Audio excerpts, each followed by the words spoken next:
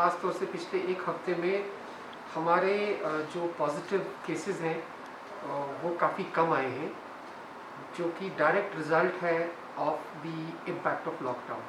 जो मई के महीने में हमारा स्ट्रिक्ट लॉकडाउन रहा, उसकी वजह से हमारी we are bearing the fruits of that, और हमारे जो पॉजिटिव केसेस हैं वो कंसिडरेबल लेवल पे कम हुए हैं, जिससे ऑफ कोर्स हमारी पॉजिटिविटी रेट जो है वो भी जो है वो कम हुई है। At one point of time हमारी पॉजिटिविटी रेट 8 के आसपास थी, जो इस वक्त तक घट के 3.84 रह गई है। हमारे वर्दी चीफ सेक्रेटरी सर ने हमें 2 हफ्ते का टाइम दिया है to bring this positivity rate down to 2%। और जिस तरीके से हमारे पॉजिटिव केसेस कम हो रहे हैं और हमारी रिकवरीज बढ़ रही हैं, कल ही हमारी जो रिकवरी थी वो 161 थी, और अगर यही सिलसिला रहा तो we will be able to hit that 2% positivity rate very shortly. अभी तक since 1st of March when the second COVID surge started becoming serious, तो तब से लेकर अब तक हमारे 3,377 केसेस जो हैं वो पॉजिटिव केसेस डिटेक्ट हुए हैं, जिसमें से 2,915 जो है वो रिकवर कर चुके हैं। अब रिकवरी रेट, जैसे कि मैंने कहा, कंसिस्टेंटली इम्प्रूव हो रही है, अब इस वक्त 77% के आसपास है, and with more recoveries the recovery rate will also improve. इस वक्त हमारा एक्टिव केस लोड सिर्फ 428 है। कल हमारे 51 पॉजिटिव केसेस आए हैं, लेकिन खुशाइन बात यह है कि हमारी जो टेस्टिंग है RT-PCR की भी और रैट सैम्पलिंग हमने बहुत इम्प्रूव की है। फॉर द फर्स्ट टाइम हमने जो है 1500 का जो हमारा डेली का रैट का है वो ब्रीच किया है। कल हमने कोई 1536 टेस्ट किए हैं, जिसमें तकरीबन 290 to 300 हमारे RT-PCR टेस्ट हैं। जैसे कि आपको पता है गवर्नमेंट ने हमारा जो RT-PCR का टारगेट है वो 200 फिक्स किया है, और कंसिस्टेंट बेसिस पर हम उस टारगेट को एक्सीड कर रहे हैं और उससे ज़्यादा टेस्ट कर रहे हैं। मैं पहले भी कह चुका हूं और मैं फिर रिपीट करता हूं कि जितना ज़्यादा हम टेस्ट करेंगे उतना ही ज़्यादा हमको स्प्रेड ऑफ इन्फेक्शन का एक राइटफुल असेसमेंट करने का मौका मिलता है। और टेस्ट के हवाले से और जितने हमारे पॉजिटिव केसेस निकल रहे हैं, there is a clear indication that we have been able to flatten the curve in district Ramban. जैसा कि मैं पहले वाली प्रेस कॉन्फ्रेंसेस में भी रिपीटेडली मैंने ये कहा है कि वैक्सीनेशन में जो 45 ईयर्स की जो प्लस की कैटेगरी है, जिसमें वॉक इन वैक्सीनेशन होता है, उसमें हमने बहुत अच्छा काम किया है। हाउस टू हाउस कैंपेन्स और डोर टू डोर कैंपेन्स हमने लॉन्च किए हैं। कैंप मोड में हमने वैक्सीनेशन ड्राइव्स की हैं, और अभी तक कोई 80% हमने 45 प्लस कैटेगरी को वैक्सीनेशन लगाई है। अब हमारी जो 45 प्लस की कैटेगरी है वो कहीं ना कहीं जाके सैचुरेट हो गई है। We have to factor in the migratory population. हमारे डिस्ट्रिक्ट रामबन में पहले भी कह चुका हूँ, काफ़ी ऐसे लोग हैं जो दूसरे डिस्ट्रिक्ट्स में भी रहते हैं, माइग्रेट कर जाते हैं। देयर इज़ एवरी पॉसिबिलिटी कि उन्होंने उन डिस्ट्रिक्ट्स में जाके वैक्सीनेशन लगाई होगी। हम फिगर्स को रिकनसाइल कर रहे हैं। उसके अलावा हमारे BMOs ने हमें लिख के दिया है कि दे have more or less achieve their target, first timers का जो टारगेट है। तो I have issued directions to the health department, to the chief medical officer, to all the BMOs कि they should now focus other than the first timers on those persons जिन्होंने पहला dose लगाया है और उनका second dose due हो गया है, यानी वो पर्सन जिनकी 84 डेज का जो मॉरेटोरियम का पीरियड है वो कवर हो गया। So once that category becomes eligible, तो हमारी वैक्सीनेशन के जो सेकेंड डोज का जो फिगर है वो भी बढ़ेगा।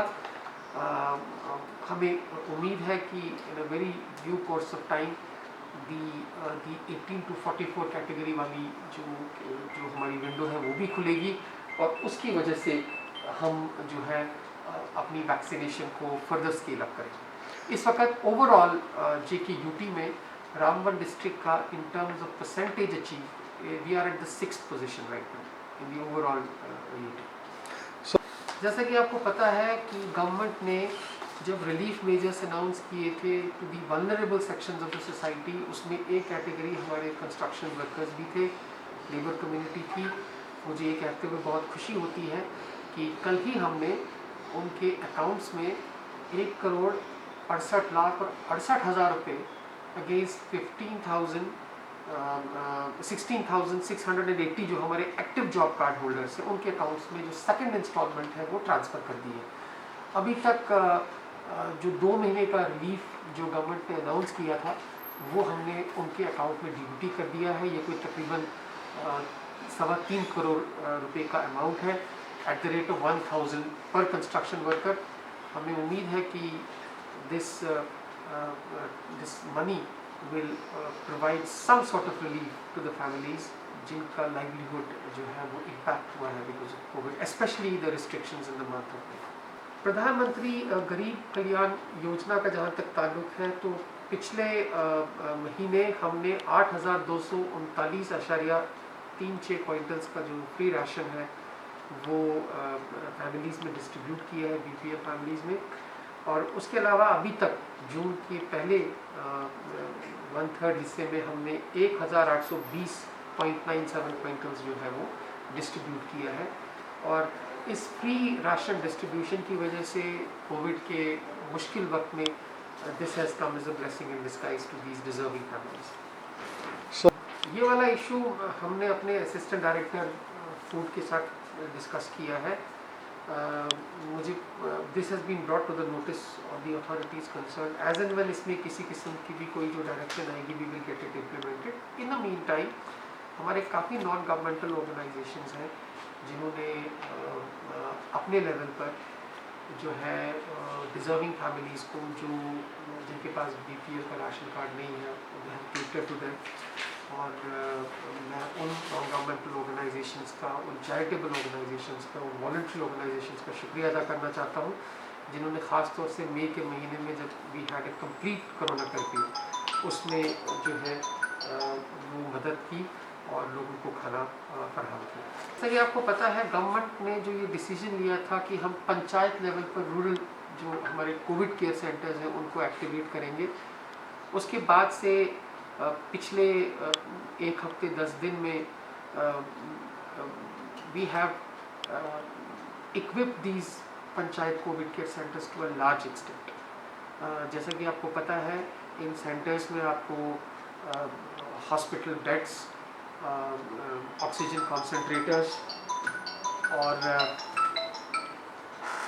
कॉन्सेंट्रेटर्स और ग्लूकोमीटर्स, नॉन कॉन्टैक्ट थर्मोमीटर्स, मैट्रेसेस वगैरह प्रोवाइड करने हैं, रैट की टेस्टिंग प्रोवाइड करनी है। उसमें हमारे डिस्ट्रिक्ट रामबन में 143 पंचायत कोविड केयर सेंटर्स हैं जो मोरलेस हमने जो है मुख्तलिफ गवर्नमेंट इंफ्रास्ट्रक्चर में इस्टेब्लिश किए हैं। और इन सेंटर्स में जो भी फैसिलिटीज़ हैं in terms of covid management kits हैं या पेशेंट की ट्रॉलीज़ हैं या आपकी व्हील चेयर्स हैं वो हमने मोरलेस जो है हर कोविड केयर सेंटर में मुहैया किए हैं। उसके अलावा हमारे पास जो बैकअप में 35 ऑक्सीजन कॉन्सेंट्रेटर्स थे और उसके अलावा हमारे पास JNK मेडिकल सप्लाईज से 20 और कॉन्सेंट्रेटर्स आए हैं। उनको मिला के अभी हमारे पास 55 ऐसे पंचायत कोविड केयर सेंटर्स हैं जहाँ पर ऑक्सीजन कॉन्सेंट्रेटर मुहैया किए गए हैं। हमने इन कोविड केयर सेंटर्स में रैट टेस्टिंग की फैसिलिटी भी क्रिएट की है। और मैं इलेक्ट्रॉनिक मीडिया और सोशल मीडिया प्लेटफॉर्म्स के थ्रू लोगों को अपील करना चाहता हूँ कि वो इन फैसिलिटीज़ का फ़ायदा उठाएं, they take advantage out of it.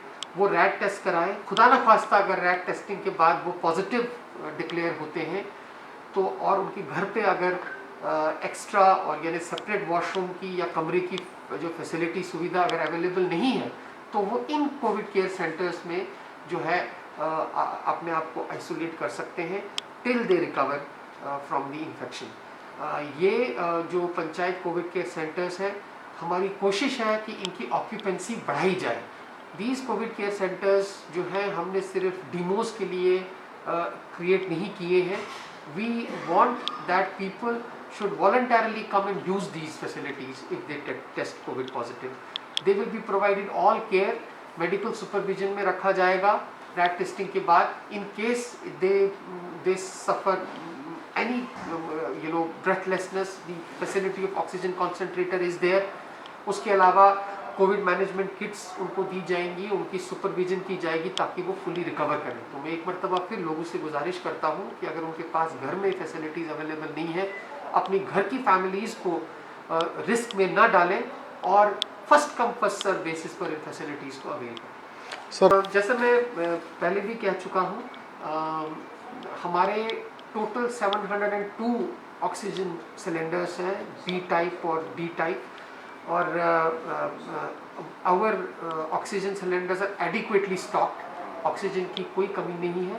Luckily हमारे बहुत सारे जम्मू के टेरिशरी केयर हॉस्पिटल्स में, लेवल 2 हॉस्पिटल्स में ऑक्सीजन जो जनरेशन प्लांट्स हैं वो ऑलरेडी फंक्शनल है। जो मई के महीने में और towards the end of April जो ऑक्सीजन की थोड़ी बहुत शॉर्टेज हुई थी वो अब ख़त्म हो चुकी है और हमारी सप्लाईज रेगुलर बेसिस पर आ रही है। तो ऑक्सीजन रिलेटेड हमें कोई इश्यूज़ नहीं है, चैलेंजेस नहीं है। हमें उम्मीद है कि in the next couple of weeks, may be another 10 days, हमारा अपना ऑक्सीजन जनरेशन प्लांट जो रामबन हॉस्पिटल के लिए आ चुका है वो इंस्टॉल हो जाएगा और 1500 लीटर्स पर मिनट की ऑक्सीजन फैसिलिटी हमें अवेलेबल होगी और हमें ऑक्सीजन की किसी किस्म की कोई कमी नहीं होगी। उसके अलावा हमारे 2 हॉस्पिटल्स की कंस्ट्रक्शन शुरू हो चुकी है। जो जेएन की ERA under JTFRP, Jhelum Tawi flood recovery project में जो फंडिंग आ रही है उसके तहत एंड टू एंड बेसिस पे इरा बना रही है। एक हमारा जो CHC बानीहाल में है और दूसरा जो हमारा इमरजेंसी हॉस्पिटल बटोद के लिए सैंक्शन हुआ है उसकी भी काम शुरू हो गया है। So in the long run district Ramban will not face any shortage in terms of oxygen related supplies.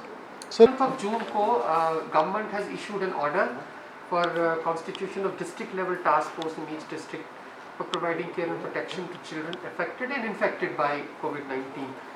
उसका जो ऑर्डर है उसका एक सब्सिक्वेंट ऑर्डर डिस्ट्रिक्ट लेवल पे हम निकालेंगे। The committee will be headed by the district magistrate और उसमें CMOs, additional superintendent of police, district social welfare officer, district child protection officer और एक चेयरपर्सन वाइल्ड जो चाइल्ड वेलफेयर कमेटी है वो मेंबर होंगे और NGO जो चाइल्ड केयर के साथ एसोसिएटेड है उनको भी नॉमिनेट हमें करना है।